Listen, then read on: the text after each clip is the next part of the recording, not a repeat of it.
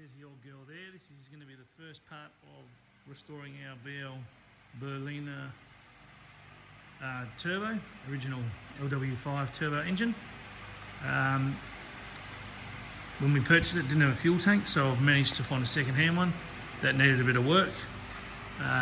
So we'll start with that and then we'll work our way forward.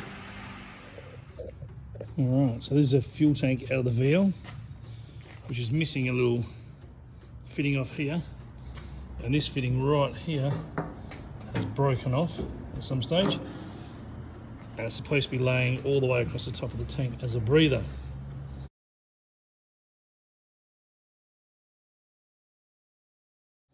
Which I found inside.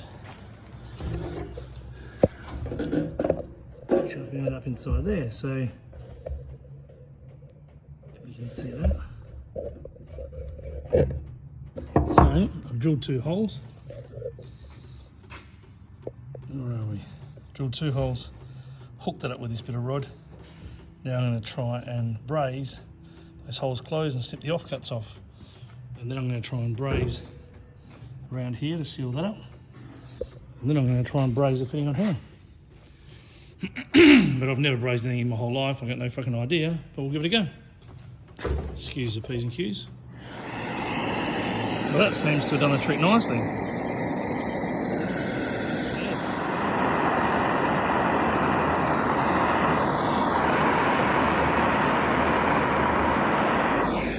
Looks like a bought one.